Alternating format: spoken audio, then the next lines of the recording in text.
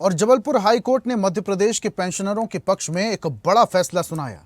Court ने कहा कि 30 जून और 31 दिसंबर को रिटायर हुए सरकारी कर्मचारियों को भी 1 जुलाई और 1 जनवरी की वेतन वृद्धि का लाभ दिया जाएगा। कोर्ट ने आदेश दिया कि इन पेंशनरों को 1 मई 2023 से एरियर का भुगतान 7% ब्याज के साथ 6 हफ्तों में किया जाए। पेंशनर्स के बढ़े वेतन के आधार पर उनकी ग्रेच्युटी भी बढ़ेगी। प्रदेश के पेंशनर्स ने कोर्ट के इस फैसले का स्वागत किया है।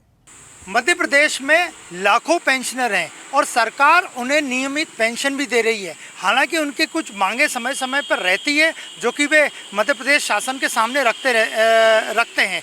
और हाल ही में कोर्ट का एक आदेश आया है जिसमें 2023 के बाद के जो पेंशनर हैं उनको 7% जो वेतन मिलता था उसका ब्याज सहित 7% बढ़ा के देने के आदेश कोर्ट ने किए हैं। और इस बारे में बात करने के लिए हमारे साथ मौजूद है कर्मचारी नेता उदित भदौरिया, और हम उन्हीं से जानते हैं कि कोर्ट ने जो आदेश दिए हैं कि 2023 के बाद जो पेंशनर रिटायर हुए हैं उन्हें वेतन में 7% ब्याज के साथ दिया जाए।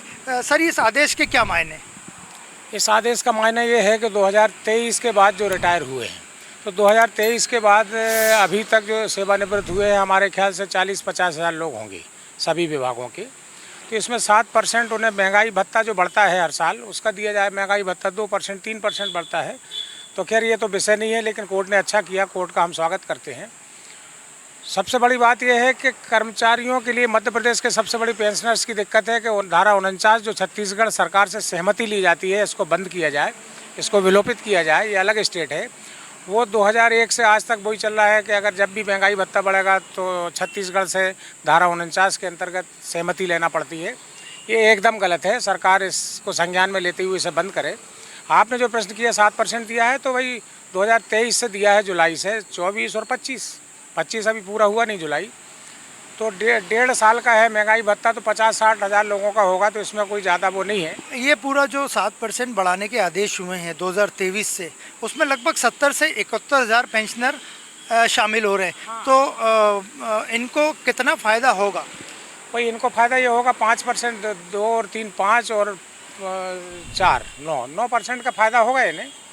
मतलब 1.5 साल में जो बढ़ा था 9 या 8% बढ़ा है, तो उस पर 7% लगा लो आप, तो उसमें 7% कितना होगा? एक व्यक्ति को बढ़ेगा 1,500 या 2,000 रुपये छोटे कर्मचारी का।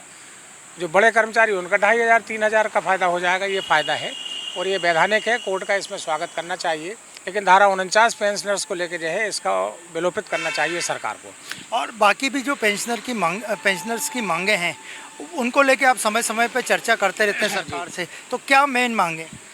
देखो, पेंशनर्स की सबसे बड़ी मांग तो ये है कि ये धारा 49 जो है विलोपित की जाए।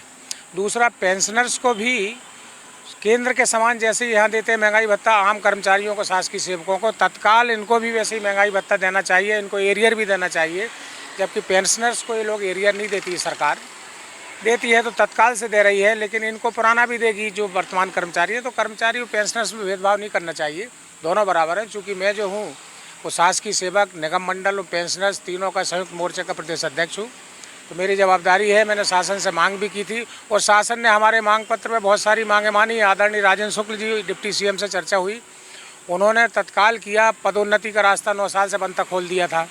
गृह भाड़ा भत्ता जो कभी नहीं मिला 17 साल में वो दे दिया। एरियर दे दिया शासकीय सेवकों को। तो महंगाई भत्ता बराबर केंद्र के, लेकिन पेंशनर्स अभी भी पीछे है 2%।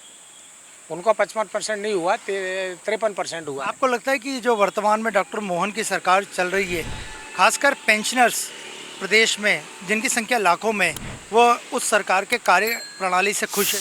बिल्कुल। ये मोहन यादव की सरकार से तो इसलिए खुश है कि उसने इतने बड़े बड़े काम कर दिए। सरकार ने पदोन्नति का रास्ता खोल दिया, एरियर दे दिया, गृह भाड़ा भत्ता दे दिया और केंद्र के समान महंगाई भत्ता दे दिया। पेंशनर्स का सिर्फ 2% रुका हुआ है, वो भी आदरणीय राजेंद्र शुक्ल जी ने वायदा किया कि हम जल्दी कर देंगे। तो इस सरकार से खुश है।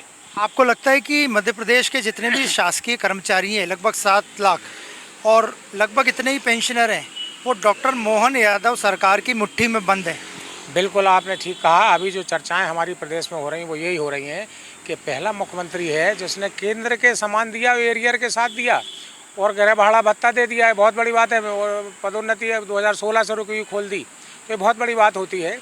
ये व्यक्ति जो माननीय मुख्यमंत्री महोदय हैं, हमें ऐसा लगता है राजनीतिक नहीं है, ये सीधा सरल स्वभाव व्यक्ति है। तत्काल इसने सब कुछ दे दिया, तो इसका स्वागत करते हैं। और कोर्ट का जो आदेश है उसका भी आप स्वागत करें। कोर्ट के आदेश का भी, जिसने 7% ब्याज के साथ पेंशनर्स के बारे में सोचा, तो कोर्ट में माननीय न्यायालय का हम बिल्कुल स्वागत करते हैं, धन्यवाद देते हैं न्यायाधीश महोदय को। तो आपने देखा, ये थे हमारे साथ कर्मचारी नेता उदित भदौरिया, और उनका स्पष्ट कहना था कि वे कोर्ट के आदेश का स्वागत करते हैं। हालांकि इस आदेश से जो 7% वेतन में बढ़ के मिलेगा ब्याज के साथ, वो केवल 70-71 हज़ार कर्मचारियों को ही मिलेगा, लेकिन बाकी जो भी पेंशनर हैं वो भी डॉक्टर मोहन की सरकार और उनके कामकाज से काफ़ी खुश हैं। वीडियो जर्नलिस्ट मनीष के साथ अनिरुद्ध, स्वदेश न्यूज़, भोपाल। ताज़ा खबरों के लिए लाइक, फॉलो और यूट्यूब पर सब्सक्राइब कर बेल आइकन दबाएं। साथ ही हर अपडेट के लिए विजिट करें स्वदेशलाइव.com।